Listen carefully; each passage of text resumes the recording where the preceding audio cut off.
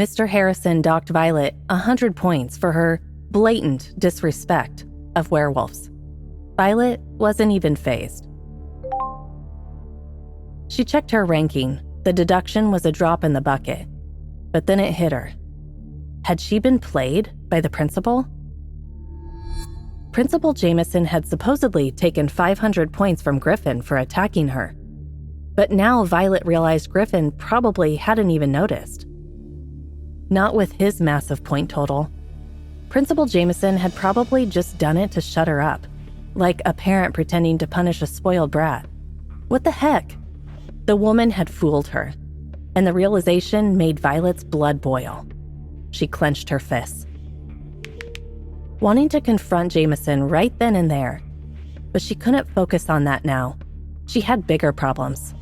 She'd just made enemies with the entire werewolf population, with no clue whether she had any protection from their revenge. Violet decided not to risk it. The second the bell rang, she bolted.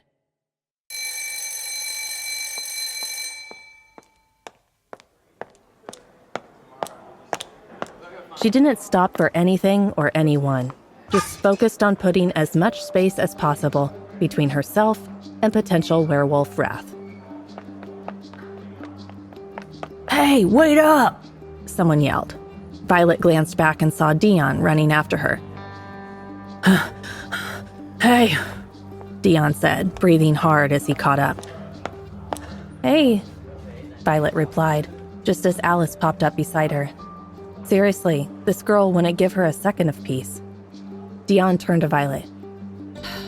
"I wanted to thank you for back there, sticking up for me. Though, you might want to dial back the sarcasm a bit. Werewolves are sensitive about their heritage." "Whoa, hold on," Violet shot back. "I didn't do that for you. Your situation might have kicked things off, but that racist jerk had it coming. Besides," she added, dripping with sarcasm, "werewolves can dish it out, but they can't take it. I'm just saying, don't provoke the wrong people or make them think you're prejudiced against werewolves. Basically, be careful around here," Dion advised. "Don't worry," Alice chirped, throwing her arm around Violet like they were BFFs. "I'll keep an eye on her and make sure she stays out of trouble." She was really committed to this self-appointed bodyguard gig. "Good." Dion smiled warmly at them. "And you know what? Come have lunch with us," Alice offered, not missing a beat. "Alice?" Violet's voice was sharp. "What? We're just making friends." "There's no we here. This is all you. And if I remember right, you told me the top 20 don't hang out with the lower ranks." "Yeah, they don't hang out with them, but they can invite them," Alice said, completely unbothered. "What the?" Violet sputtered, confused. "What's the difference?" She threw her hands up in exasperation. What was with these people? Alice plowed on, undeterred. "The difference is they can't eat with you, but you can give them a taste of what it's like to eat with the elites. A taste that tons of people crave. A taste that tastes like ashes." Violet interrupted. "I'm done with you guys.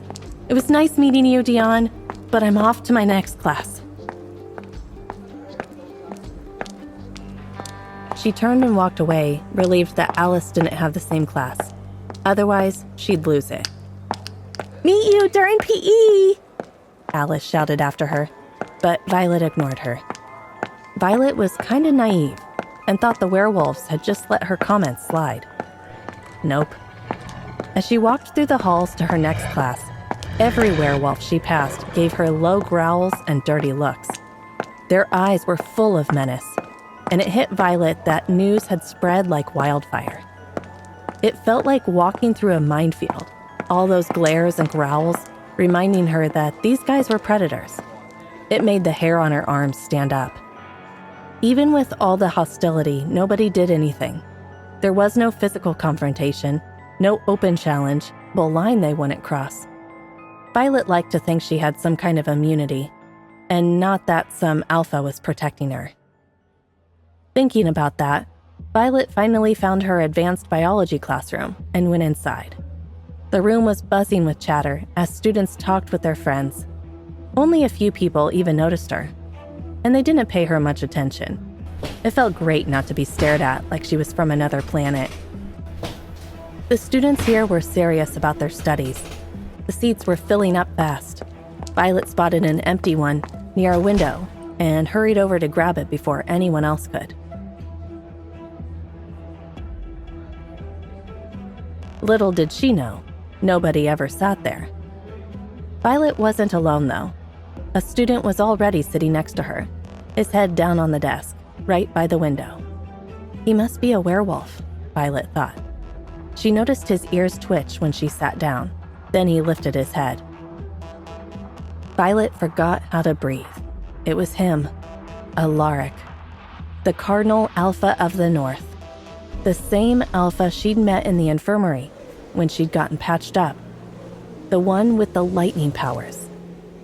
Violet couldn't look away, totally captivated by his electric blue eyes. She could almost see lightning dancing in their wild, powerful, and untamed eyes. Even the air around them seemed to crackle with energy. She'd never felt an intense attraction to anyone before, which is probably why it stung so much when Alaric narrowed his eyes and broke their gaze. Without a word, he turned toward the window and went back to sleep. Violet tried not to let his coldness bother her, but she couldn't shake the hollow feeling in her chest. Blood clotting or coagulation is the process where blood changes from a liquid to a gel, forming a clot to help stop bleeding. It's also called hemostasis, and the steps are vascular spasm, platelet plug formation, and the coagulation cascade. The teacher droned on, totally unaware that Violet's mind was miles away. Violet had always been a science geek. She thought it was fascinating. If there was one thing she was looking forward to at Lunaris, it was the advanced classes and awesome labs. Right now, they are studying how human and werewolf blood clotting works. But Violet had stopped taking notes on her smartphone a while ago. It was all because of the werewolf sitting next to her. Alaric Storm was still asleep. And even though it shouldn't have bothered her, it did. Not just because he was missing the lecture, but because he was so ridiculously good-looking. Violet couldn't count how many times she'd start writing notes, then look over and find herself staring at his face, her heart suddenly pounding. And just like that, whatever the teacher was saying would go in one ear and out the other. Finally, Violet gave up. She'd just study later in her dorm. Her attention was totally focused on Alaric now. She found herself watching him sleep, which she knew was kind of creepy. The teacher hadn't even said anything to Alaric, even when she noticed him sleeping. Violet wondered if it was because he was a Cardinal Alpha, or if she was just used to him sleeping in class, or maybe both. Why was he sleeping in class, though? Did he just not care because he was like the king of school? Or was he up all night? Now that she was looking closer, she could almost swear she saw dark circles under his eyes. Was he not sleeping well? Trying to figure him out, Violet didn't realize how close she'd gotten. She was practically peering at him like a kid with a new toy, trying to figure out how it worked. People said Alaric was the quietest of the Cardinal Alphas, and Violet could see that. There was this innocent, peaceful vibe about him.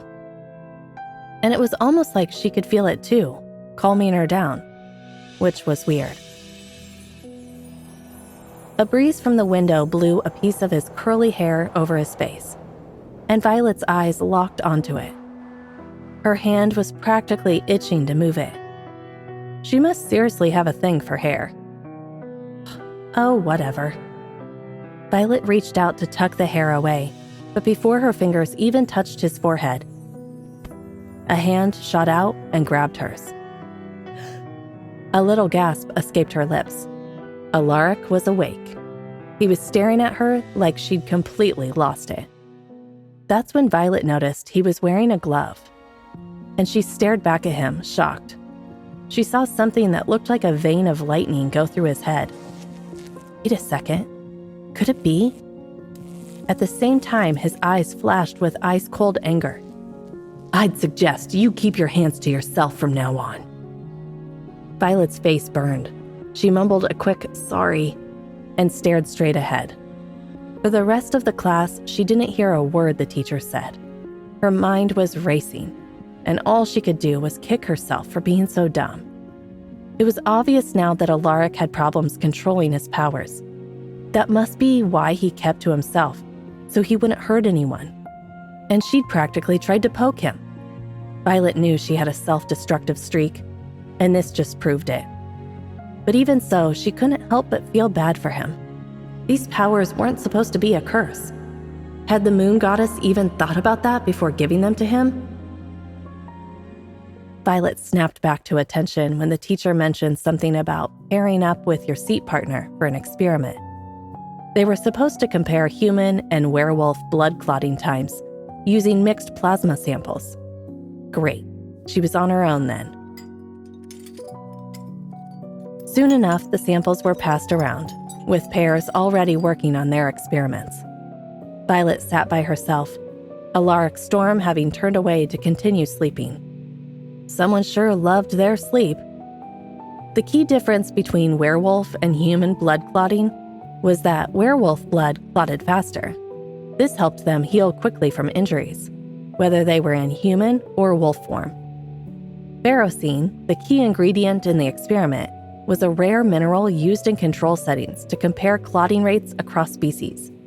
When exposed to ferrocene, werewolf blood clots almost twice as fast as human blood. Violet had to follow the textbook carefully, since she hadn't been paying attention. She grabbed the ferrocene vial and worked independently since her partner was out cold. She wondered how the teacher would grade this since Alaric hadn't done anything. Halfway through, just as Violet was about to add the ferrocene, Alaric grabbed her hand. Before she could react, he'd taken the vial, poured some out, and added it to the sample. Why did you... Violet started, but the icy glare he shot her made her shut up and focus on the experiment. They stayed quiet for a few minutes, watching the clotting indicator. The reaction had reached the required result. Just then, the biology teacher, who'd been watching them, came over. She looked at their work, a proud expression on her face. "Great work as usual, Alaric Storm," she praised. "Wait, what?" Violet couldn't believe her ears.